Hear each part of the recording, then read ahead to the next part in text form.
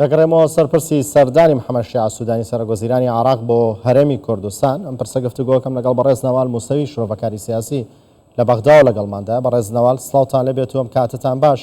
محەممەد شیع سوودانی ئەمە چوارەم جارە وەک سەرۆکوەزیرانی عراق سەردانی هەرێمی کوردستان ئەکات و لە ماوەکانی ڕابردووشدا پەیوەندیەکانی هەردوو لایەن قۆناغێکی نوێی بەخۆ بینیوە. ئەم سەردانە پرسی پەیوەندیەکان بەرەو پێشترە با دەیباتە قۆناغێکی نوێ و باشترەوە.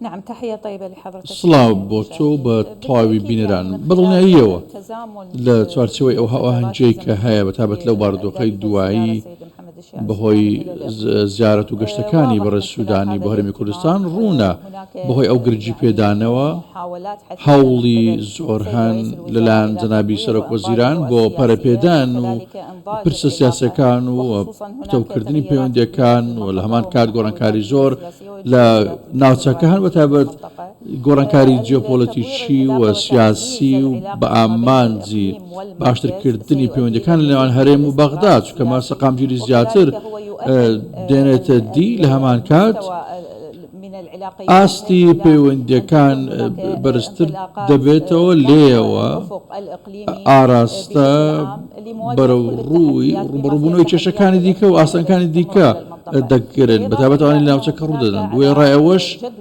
دەبینین کە جەنابی سەرۆکوەزیران خشتەی زۆری هەن بینینی گرنگ و گفتوگۆ و دانیشتنی گرنگیان تاوتوێی پێکەنانی حکوومەت دەکرێت لە ڕۆژانی داهاتوو لەلایەن حکوومەت هەرێمی کوردستان. پێویستە ڕوانگەیەکی هەبێت لە ڕوانگەی سیاسی بێت لەگەڵ تەواوی لیستەکان و ڕێژەی کورسەکان وێڕای ئەوەی کە زەمینە سازیە بۆ پەرەدان بە ئاستی پەیوەندیەکان. ئەمە وێڕای ئەوەی ئەو دەنگدانەشی کە کراون لە پەرلەمان لە چوارچێوەی هەماهەنگی و لەلایەن سەرۆکوەزیرانیش بە ئامانجی هەندێک هەموارکردنەوە و گۆڕانکاری لە موازنە و لە بودجە پشی هەرێمی کوردستان و ئەو گۆڕانکارانەیەشی کە پێویستن لە ڕووی هونەری و لۆجستیەوە. بەڕێز نەوال کێشەی خاک، کێشەی بودجە و موچە، کێشەی وزە لە نێوان هەرێمی کوردستان و بەغدا هەیە و هەرێمی کوردستان بەردەوام کاری لەسەرەوە کردووە لەسەر بنەمای دەستورم کێشانە چارەسەر بکرێن. حکوومەتی عراق تا چەند خواستی چارەسەری ڕیشەیی ئەم کێشانەی هەیە؟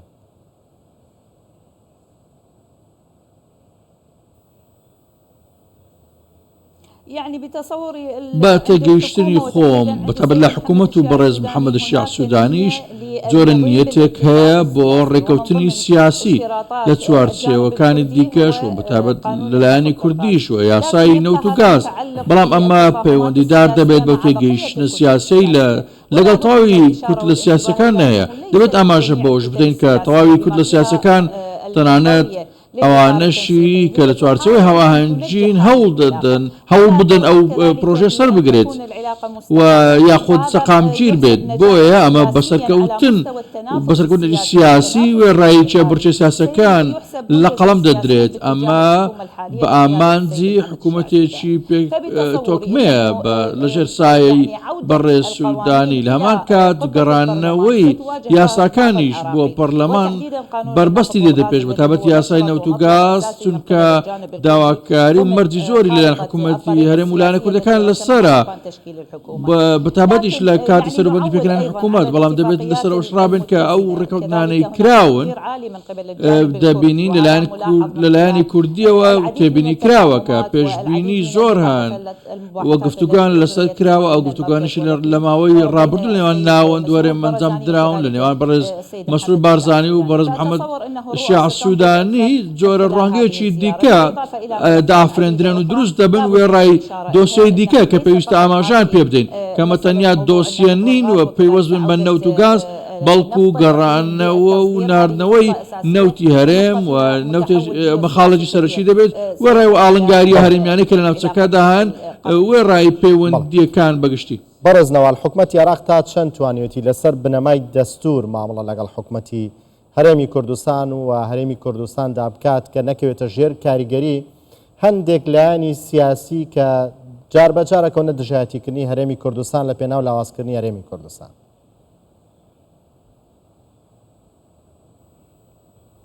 يعني بتصوري أستاذ بەتەگەیشتنی خۆم بۆ ئەوی ڕاستکۆ بین بەڕوونی قسە بکەین تا چێبڕچێی هەڵبژاردن و دیموکراسیە بێت ئەو جۆرە چێبڕچیانە بە شێکل شێوەکان بەردەوام دەبن. هەندێک دەرچە هەیە، هەندێک کونوکە لەبەر هەیە کە لایەنی سیاسیدان پۆزنەوە لە بەژۆندی خۆیان بەکاری دەهێنن، هەندێک ترسان بۆ نمونە کە هەندێک لە پلانە سەرنجەکان سەرکەوتن بەدەست بهێنن.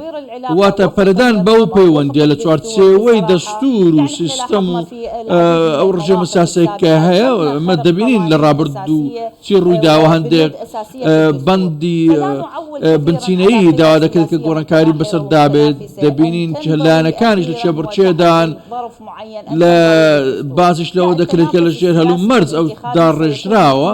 پێشمان وایە لە ماوەی داهاتووش ئەو بابەتانە باز دەکرێن، بەڵام ئەمە ئەوە ناگەێنێت کە پەیوەندەکە وها باش ببێت لە داهاتوو کە تەواوی داواکاریەکان جێبەجێ ببن. بەڵام پێشم وایە ئەو گەشتە و ئەو کۆبوونەوانە هەندێک لایەنی چارەسەر دەکات. هۆکار چییە؟ ما لاحظناه من خلال نعم تفضل.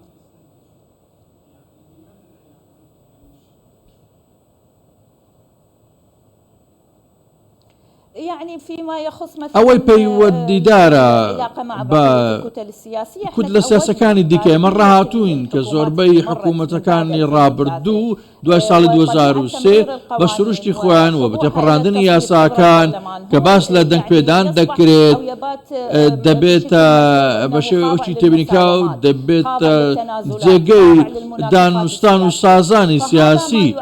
ئەمە پرۆسەکە ئالۆز دەکات. کێشەکە ئەوەیە گەڕانەوەی یاساکان و ڕێکەوتنە سیاسەکان هەمویان دەبێت بگەڕێنەوە یەکەم ڕێکەوتن کە لە کاتی پێکەنانی حکوومەت بیناکرا بوو. دەبێت ببرێتەوە پەرلەمان وێڕاوەی کە پرۆگرامێکی سیاسی بوو، دەنجی لەسەر دراوە لە چوارچێوەی حکوومەتەکەی بەڕێسوودانی دابووە و شەرعیەت و یاسایبوونی پێدراوە لە ڕێگەی دەنگدانەوە لە چوارچێوەی پەرلەمان بۆ ئەوی حکوومەتەکە پێک بێت. بەڵام دیسان بە گەڕانەوەی ئەو پرۆژەوە ملکەتکردنیان بۆ ئەو جۆرە ڕژێمە لە پەرلەمان ئەمە پێویستی بە دانوستان و سازان هەیە. ئەمەوا دەکات جارێکی دیکە بگەڕینەوە ناو کەش و هەوای چێبڕچێ بۆیە پێویستە چارەسەر بێنە ئاراوە و ئەو جۆرە ڕێکەوتنانە کۆتاییان پێنێت لەگەڵ کۆتاهاتنی ماوەی یاسایی حکوومەتە. ئەمە پێویستی بە جۆرە گەشەیەکی سیاسی هەیە لەدا. بەڕێزنەوان وەکو چۆن لە ئامانجی سەردانەکەی سوودانی هەیەەوە ئێوەش باسان کرد کە پرسی گفتوگۆکردنە لەگەڵ لایەنە سیاسیەکان لە هەرێمی کوردستان لەبارەی پێکێنانی حکوومەتی نوێی هەرێمی کوردستان، سەقامگیری سیاسی لە هەرێمی کوردستان و پێکێنانی کابینەی نوێی حکوومەتی هەرێمی کوردستان بۆ عێراق تا چەند گرنگە؟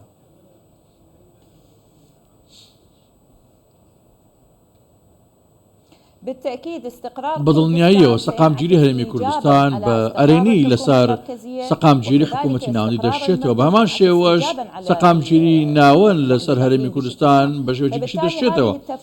بۆیە ئەو تێگەیشتانە پێویستن یەکەم بۆ ئەوەی ئەو دەرفەتانە دەرفەت نەدرێت ئەو لایەنانەی کە دایانەکێشە دروستکەن یاخود ڕوبەڕووبوونەوە دروست بێت. ئێمە پێدا تێدەپەڕینیان بارودۆخێک تێدەپەڕین نەک تەنیا لە وڵاتەکە بەڵکو تەواوی هەرێمەکە و هەندێک جەنجێک هەیە، جەنگێکی پێشبینی کراوە لە بینی ئیسرائیل و ئێران دەکرێت عێراق بەو شێوەیە ئاراستە بگرێت بۆ ئەو جەنگە بە شێک لە شێوەکان. بۆیە لایەنی سیاسی پێویستە ڕێکەوتن هەبێت بۆ ئەوەی دڵنیایی بدرێت و تەواوی کوتلەکان لە هەرێم و لە عێراقیش پێداگر بن، بەتابەت ئەوەی پارتی کە بارساییەکی مەزن و گرنگی هەیە لە پرۆسەی سیاسی. بۆیە ئەمە پێویستە بەردەوام ئاماژەی بۆ بکرێت کە پێویستی بە گەشەکردنی ڕوانگە سیاسەکان هەیە بۆ ئەوەی لایەنێک یاخود کوتلێک بڕیاری تاکلانە نەدات و خراپ بەسەر و بەنێرێنی لەسەر هەرێمیان لەسەر حکوومەتی ناوەندی بشێتەوە. بەڕێز نەوال موسەوی شرۆڤەکاری سیاسی لە بەغدا و لەگەڵماندا بووی. زۆر سوپاس بۆیەوە.